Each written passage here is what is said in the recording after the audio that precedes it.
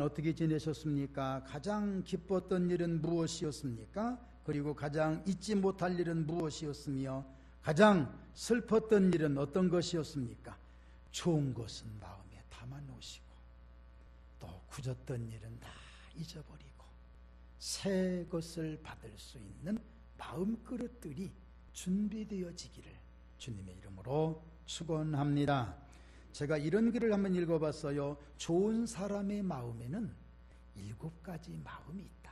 이런 말 여러분 아마 아실 거겠습니다만, 첫째는 향기로운 마음이 있다. 향기로운 마음은 남을 위한 기도하는 마음, 벌과 나비와 바람에게 자기의 달콤함을 내주는 꽃처럼 아름다움을 베풀어주는 마음이다. 이게 향기로운 마음이라고 합니다. 여러분 마음에 그런 마음이 있기를 바랍니다. 또 하나, 여유로운 마음, 그 무언가가 풍요롭고 평안한 마음, 바람과 구름이 평화롭게 머물다가 가도 될 만한 엄청난 먹구름이 끼어도 하늘은 다 용납하잖아요. 다 용납하고 또 그 구름이 또 지나가면 그런가 보다 하고 마음을 비워줄 수 있는, 무언가로가 가도 자유로울 수 있는 그런 마음이 여유로운 마음이랍니다. 세 번째는 사랑하는 마음. 사랑하는 마음은 끊어지지 않는, 저 이 말에 참 은혜 받았어요. 실이 있는데 끊어지질 않아요. 꾸준히 있는데 여기에 사랑하는 마음은 뭐냐? 이해라고 하는 구슬을 끼워서 길게, 그러면서 그 이해가 또 이해가 또 이해가 되면서 긴 구슬에 큰 보석을 만들어내는 그런 마음이 바로 사랑하는 마음이다. 좀 가져보고 싶지 않습니까? 네 번째, 정성된 마음. 이것도 은혜가 되더라고요. 뜨거움을 참아내면서 맑은 녹빛으로 은은한 향과 맛을 건네주는 차처럼 진심에서 우러나오는 실천. 뜨거움을 부어줬을 때에 그 뜨거움을 다 참아가며 그래도 그 속에서 은은한 찬맛을 내주고 차의 색깔 빛깔을 내주면서도 자신의 모든 것을 참아내는, 참 멋진 거지요. 참 멋진 거지요. 그 다음에 여기에 또 이런 말이 있습니다. 다섯 번째는 참는 마음. 모진 바람 속에서도 꼿꼿하게 자란 대나무처럼 때로는 강하면서도, 바람 불을 때는 흔들리면서도 뿌리는 견고하고 속은 턱 열어져서 피어있어 뭐 어떤 것이라도 오면 채울 수 있는 그런 여유가 많은 마음. 여섯 번째, 노력하는 마음. 끊임없는 투지, 깨우침을 위해서 세상의 유혹을 떨치고 꾸준하게 한 길을 걷는 집념. 이 마음이 바로 노력하는 마음. 마지막 7번째는 강직한 마음. 깊게 뿌리 내려서 흔들림 없이 사시사철 푸르른 소나무처럼 변함없는 한결같은 마음. 어떤 것이 있어도, 좋은 것이 있어도 좋다고 안 할 정도로, 굳은 것이 있어도 굳다고 안 할 정도로, 그러면서도 제 위치를 딱 지키면서 멋진 자연과 함께 어우러지는 이 아름다운 마음이 바로 강직한 마음이라고 합니다. 다 잊어버렸지요. 어쨌든 여러분 마음속에 이런 마음만 가졌으면 좋겠습니다. 좋은 마음이니까 내 마음속에도 있었으면 좋겠다. 여러분 이 정도만 돼도 잘하신 겁니다. 오늘 본문을 통해서 은혜 받을까요? 17절에서 19절 말씀을 똑같이 읽겠습니다. 시작. 이에 스스로 돌이켜 이르되 내 아버지에게는 양식이 풍족한 품꾼이 얼마나 많은가? 나는 여기서 줄여 죽는구나. 내가 일어나 아버지께 가서 이르기를 아버지, 내가 하늘과 아버지께 죄를 지었사오니 이제부터는 아버지의 아들이라 일컬음을 감당하지 못하겠나이다. 나를 품꾼의 하나로 보소서 하리라 하고. 아멘. 오늘 말씀은 우리가 잘 아는 탕자의 비유의 말씀입니다. 성경 속에 나오는 말씀 중에 우리가 가장 많이 접하는 말씀은 요한복음 3장 16절. 우리 한번 암송합니다. 하나님의 시작. 하나님이 세상을 이처럼 사랑하사 독생자를 주셨으니 이는 그를 믿는 자마다 멸망하지 않고 영생을 얻게 하려 하심이라. 아멘. 그 말씀 다음으로 이 탕자의 비유가 가장 많이 사용된다고 해도 과언이 아니겠습니다. 한 아버지에게 두 아들이 있었습니다. 둘째 아들이 아버지께 자기에게 돌아올 유산을 미리 달라고 했습니다. 이런 경우는 유대 사회에 없답니다. 그래서 비유라고 말씀하지요. 아버지가 돌아가시지도 않았는데 지금 유산부터 달라는 얘기는 이건 엄청난 불효랍니다. 그 사회에서. 그러니까 아버지 빨리 죽든지 아니면 달라고 하든지 아버지의 죽음도 불사하겠다는 그와 같은 엄청난 불효의 얘기입니다. 그런데 문제는요, 여러분 한번 잘 들어보세요. 문제는 그 아버지입니다.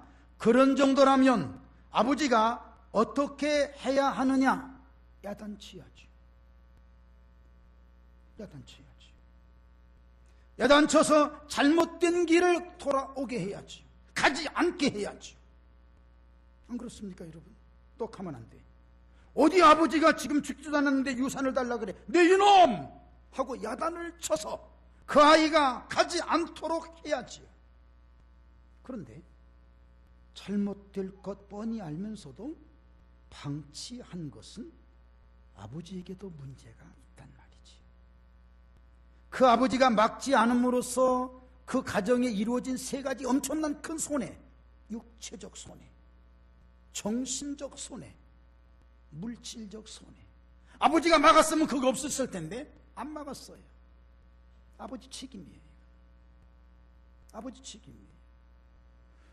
여러분, 여기서 우리가 책임론을 얘기하는 건 아닙니다만, 그렇다면 우리 성경 한번 찾아봅시다. 성경을 제가 볼게요. 말씀하고 요나의 경우, 요나가 하나님께서 요나야 니느웨로 가서 복음을 전하라. 그러니까 요나가 니느웨로 가지 않고 다시스로 가요. 그러면 하나님이 야단쳐서 너 이놈 빨리 와. 잡아다가라도 끌어다가라도 우리 세상 말로 줘 패서라도 가 해도 돼야 되잖아요. 그렇게 되죠. 하나님이 내비둬요. 요나 앞에 풍랑을 주어서 거기도 역시 육체적 손해, 물질적 손해, 정신적 손해를 주세요. 그러면 거기도 역시 하나님 책임이에요. 여러분, 이건 어떻게 생각이 들까요? 성경을 보면 이런 일들이 많습니다. 우리는 이런 때에 자칫 잘못하면 책임론으로 모든 성경을 다 흘러가 버리고, 그러니까 하나님 책임입니다.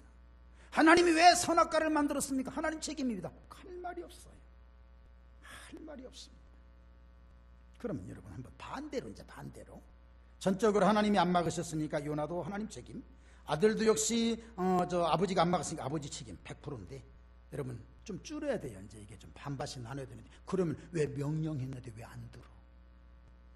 아들은 왜 명령인데 안 들어? 요나는 왜 명령인데 안 들어요? 그러니까 요나 책임 있고 아들 책임 있으니까 50대 50 쌤이에요. 이제 참 성경 이상하게 풀이하고 있습니다. 요거 이렇게 풀이하다가 잘못하면 이단 소리 들어요. 우리는 지금 그 얘기하자는 얘기는 아닙니다. 지금부터가 중요합니다. 잘 들어보세요. 사람에게는, 아담 이후의 사람에게는 죄악의 본성이 있어요. 그 본성은 여러 가지입니다. 다 여러 가지 있는데 그 중에 큰 본성은 거역입니다. 거역이 말씀 듣고 거역하는 거예요. 그러면 거역하도록 하나님이 내버려 두셔요? 아니지요. 결과적으로 말씀드린다면 요나 앞에도 거역하는 자 앞에 문제를 두어서 요나가 돌아오게 만들고, 지금 탕자에게도 문제를 줘서 돌아오게 만들어요. 거역을 어떤 방식으로, 그 방법도 있지만 하나님께서는 하나님의 은혜와 성령의 능력으로 그 거역의 마음을 잡아놓고 거역한 길로 가지 않고 하나님의 방법으로 하나님의 길로 오게 만드시는, 오늘 우리는 그 은혜를 받고 있다는 걸 믿으시기를 바랍니다. 이게 은혜예요. 이것이 은혜예요. 많은 사람들은 그 은혜 앞에서 내가 그랬구나 라고 깨닫는 사람은 시편 119편 71절처럼 고난당한 것이 내게 무엇이라? 그렇게 나오는 거예요. 그렇게 나오는 거예요. 그런 어려움 속에서 깨닫지 못하면 끝까지 누구 책임이고, 끝까지 이건 하나님이 나에게 이럴 수가 있습니까 하면서 막가파 신앙으로, 막가파 신자로 전락해버리는 거예요. 그래서 하나님 떠나고 교회 떠나고 믿음에서 벗어나는 히브리서 11에서 6장이 나오죠. 믿음에서 밝은 빛을 받고 난 다음에도 떠나버리는, 여러분 이건 안타까운 거예요. 감사하게도 오늘 여러분과 저는 하나님의 은혜의 빛을 받고 이 귀한 자리에 와서 예배를 드리고 있으니 우리에게는 더 큰 준비된 은혜가 임하게 될 줄로 믿습니다. 그렇습니다. 힘들더라도 내 마음과 내 형편과 내 입장에 안 맞더라도 줄곧 인내하며 오늘 예배에 참석하신 여러분들, 해보겠다고 눈 비비고 일어나는 여러분들이 신앙 위에 은혜가 갑절이나 임하게 되기를 주의 이름으로 축원합니다. 그게 은혜예요. 여러분, 내 힘이 안 되는 거예요. 힘이 안 되고 주님의 은혜로 되는 거예요. 그러면 자, 탕자는 어떻게 했느냐? 탕자는 방탕하였다, 허랑방탕하였다. 여러분, 허랑방탕이라는 용어에는 두 가지 의미가 있더라고요. 하나는 쓰지 않아야 될 곳에 쓰는 거. 꼭 여러분, 돈이라는 것은 꼭 써야 할 곳에 씁니다. 써야 되는, 이거 사야 된다? 꼭 사야 돼요. 그런데 안 사도 될 건데 사는 거, 낭비, 소비 문화지요. 그 다음에 또 굳이 돈 주지 않아도 될 것을 돈 주는 낭비, 이게 바로 낭비예요. 허랑방탕이에요. 두 번째는 뭐냐? 두 번째는 수입이 없는데 지출만 있는 거, 허랑방탕, 낭비예요. 낭비. 전의 성경은 허비라고 돼요. 낭비예요. 수입이 없어요. 그런데 지출은 많아요. 여러분, 이거 살림 못합니다. 영적 생활도 똑같습니다. 여러분, 오늘 은혜 받기 위해서 이렇게 오셔서 은혜 줄기 붙잡고 계신 여러분들에게는 혹시 은혜가 많이 소모됐어도 오늘 채워지기를 바랍니다. 채워져야 되겠지요. 이게 바로 수입이에요. 이 수입은 없는데 지출은 많아가지고, 여러분 보세요. 수입이 있어서 지출도, 그래, 수치가 맞아야 된다는 말 있지 않습니까? 맞아서 힘을 보유해야, 잘 들으세요, 힘을 보유해야 어떤 일이라도 할 수가 있는데, 그 힘이 없으면 힘이 없는 거예요. 힘이 없으면 무슨 일 자신이 없는 거예요. 예를 들어 제가 이걸 들으려고 그래요. 옛날에는 저 이거 들었는데 지금 못 들어요. 왜 못 듣느냐? 이제는 뭐 힘이 없다 그럴까요? 이거 들을 수 있는 힘이 생긴다면 이까지 것 으쌰 하고 들으면 되는데 힘이 없어요. 힘이 없다 보니까 이건 들긴 들어야 되겠고 해긴 해야 되겠는데 힘이 없다 보니까 짜증이 나는 거예요. 짜증이 나니까 소리가 나게 되고 좋은 소리가 안 나는 거예요. 여러분 똑같아요. 삶이나 신앙이나 똑같아요. 오늘 여러분 힘 얻고 주님 은혜 용기 얻고 어떤 일 앞에서도 한번 해봅시다 하고 자신있게 도전하여 이를 승리로 이끌고 가는 우리 모두가 되시기를 주의 이름으로 축원합니다. 그래서 드디어 둘째 아들은 탕자가 돼서 깨닫기 시작합니다. 17절 보니까 이에 스스로 돌이켜 이르되 내 아버지에게는 양식이 풍족한 품꾼이 얼마나 많은가. 나는 여기서 주려 죽는구나. 사람은 그런가 봐요. 풍부했을 때, 잘 나갈 때, 성공했을 때, 배부르고 등 따뜻할 때, 건강하고 높아졌을 때, 칭찬받을 때, 존경받을 때 왜 하나님이 안 보일까요? 왜 하나님이 안 보일까요? 다 내가 잘해서 된 것 같은, 여러분 요 마음이 들기 시작하면요 그다음부터는 하나님 찾기가 어려워요. 순간순간 하나님의 은혜라고 고백하는, 한번 따라서 합시다. 나의 나 된 것은 하나님의 은혜라. 여러분 이 마음을 꼭 가지시기를 바랍니다. 이것이 우리의 신앙의 자세란 말이에요. 이것이 없으면 무너져요. 넘어져요. 그 다음 말씀 어떻게 되는가 한번 볼까요? 우리 20절에서 24절 말씀 우리 같이 봉독합니다. 시작. 이에 일어나서 아버지께로 돌아가니라. 아직도 거리가 먼데 아버지가 그를 보고 측은히 여겨 달려가 목을 안고 입을 맞추니 아들이 이르되 아버지 내가 하늘과 아버지께 죄를 지었사오니 지금부터는 아버지의 아들이라 일컬음을 감당하지 못하겠나이다 하나 아버지는 종들에게 이르되 제일 좋은 옷을 내어다가 입히고 손에 가락지를 끼우고 발에 신을 신기라 그리고 살진 송아지를 끌어다가 잡으라 우리가 먹고 즐기자 이 내 아들은 죽었다가 다시 살아났으며 내가 잃었다가 다시 얻었노라 하니 그들이 즐거워하더라. 아멘.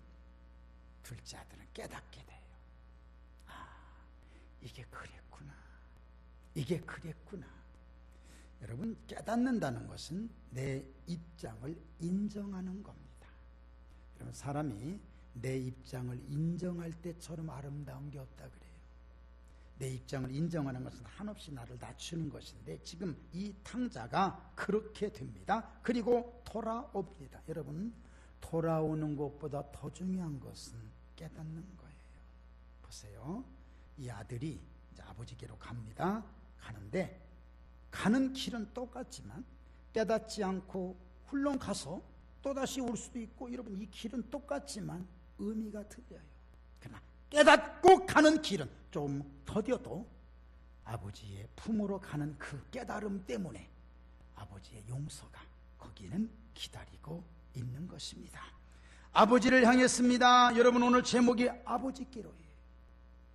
우리 모든 신앙의 초점을 또 한 번 여러분 흩어진 초점을 아버지께로 향해야 됩니다. 많은 사람들이 흩어질 수도 여러분 흩어지는 것은 잘못된 것이라기보다도 그보다 더 잘못된 것은 흩어졌는데 돌아오지 않는 것, 방향을 아버지께로 향하지 않는 것, 이게 잘못인 거예요. 많은 사람이 그런 얘기합니다. 죄를 지은 죄보다도 회개치 아니하는 죄는 더 큰 죄라고. 회개하면 없어지니까 괜찮잖아요. 여러분 깨닫고 그래 돌아가야지. 그래 내 수입이 없었어, 믿음의 수입이 없었어, 이걸 깨달았으면 은혜가 있고 내 삶에 터전이 있고 내 기도가 묻어있는 아버지 집으로 아버지께로 돌아가야 되지 않겠습니까? 오늘 여러분 지금까지 우리 찬양도 참 지금까지 지내온 거 하나님의 은혜로 살았답니다. 이분들 얘기가 지금 참 잘했어요. 참 잘했는데 중요한 건 어떻게 살았던 간에 상관없이 상관없다는 게 좀 그렇지만 우리 과거 다 잊어버리고 오늘부터 새 마음 갖는 게 나아요. 내일 모레 글피부터 갖는 것보다 그거 달라고 그렇게 이틀을 걸려. 그냥 새 마음 갖고 오늘 새 능력 받고 새 출발하면 어떡해요? 남들보다 한 이틀 빨리 출발하면 되잖아요. 이런 은혜가 있기를 바랍니다. 이것이 탕자가 받은 은혜더라고요. 아버지를 향하여 방향 설정이 제대로 된 것. 간다고 다 가는 게 아닙니다. 어디로 가느냐가 중요합니다. 조금 전에 말씀드린 것처럼 은혜가 있는 곳, 삶의 냄새가 묻어져 있는 곳, 내 믿음이 성장한 곳, 내 인격이 형성된 곳, 그곳을 향해서 가는 거예요.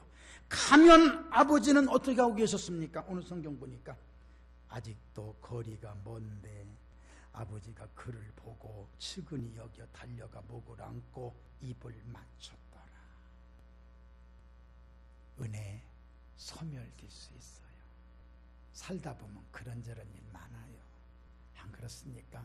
아무개네 집은 항상 행복한 것 같아도 그 집 구석도 똑같아요. 똑같이 김치 어쩌녁에 먹다가 아침에 그냥 있으면 홀라당 뒤집어서 하나 새가처럼 해놓고 누구나 똑같아요. 어제 저녁에 시큰 끓여놓은 거 그거 어제 전에 끓인 게 아니요 3일 전에 끓였던 그 고묵국 또다시 데워서 먹고 그 집이나 똑같아요. 중요한 건 마음가짐이에요. 마음가짐. 기쁜 마음으로 주님 바라볼 수 있기를 바랍니다. 아버지는 어떻게 하셨습니까?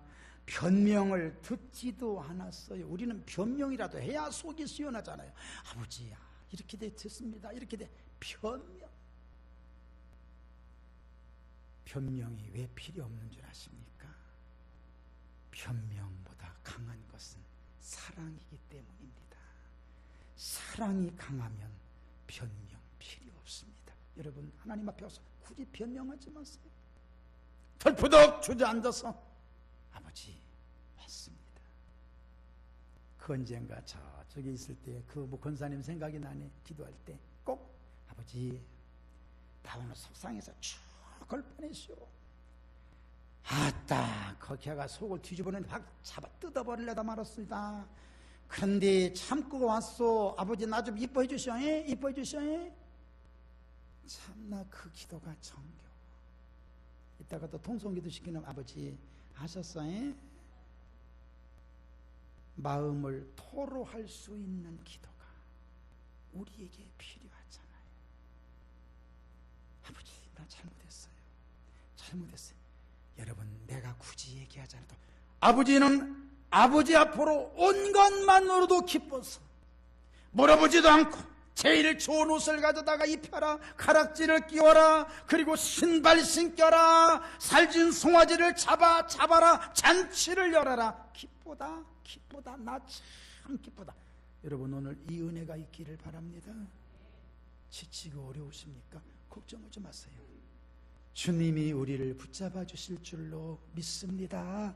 그게 우리 믿음이잖아요. 여러분 1년 동안 너무 애쓰셨어요. 참 수고하셨어요. 과거를 묻지 말고 지금부터 새 마음 갖고 용기 얻어서 나가면 주님이 힘 주실 줄로 믿습니다. 이 찬양 생각나네. 나 지치고 내 영혼 연약할 때 근심 속에 내 마음 무거워 주 오셔서 경위로 날 채우고 영원한 삶 나에게 주시네. 아멘.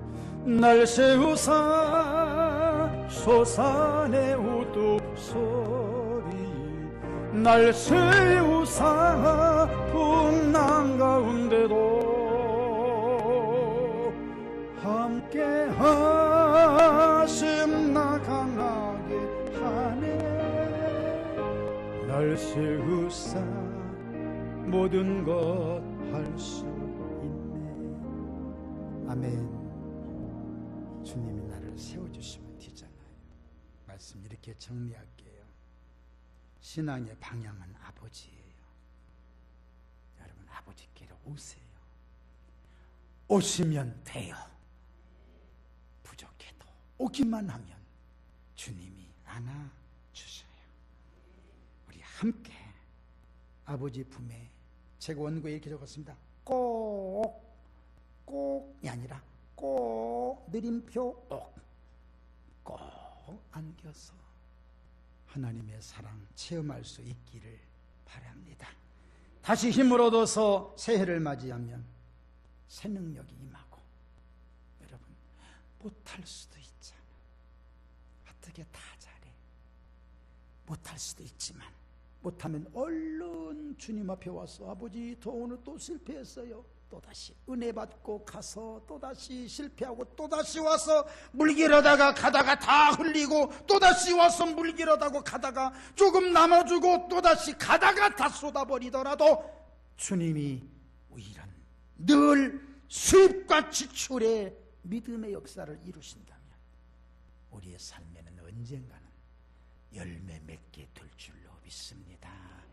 거기까지 가게 되시기를 주의 이름으로 축원합니다. 통성으로 기도합니다. 하나님 오늘도 큰 은혜 내려주세요. 기도하겠습니다. 살아계신 하나님 은혜 베풀어 주심을 감사합니다. 저희들 모두에게 힘을 주시옵소서. 하나님 능력 주시옵소서. 하나님 권능으로 입혀 주시옵소서. 우리 하나님을 기쁘시게 드리도록 도와주시옵소서. 하나님 영광 나타내 주시옵소서. 주님을 기쁘시게 드릴 만한 놀라운 은혜가 가득 나타나게 하여 주시옵소서. 우리 하나님 아버지 큰 축복 주시고 능력 부어주시며 하나님을 영화롭게 드리는 우리 모두가 되도록 성령 하나님 붙잡아 주시옵소서. 성령 하나님께서 인도하여 주시옵소서. 큰 역사가 있게 하여 주시옵소서.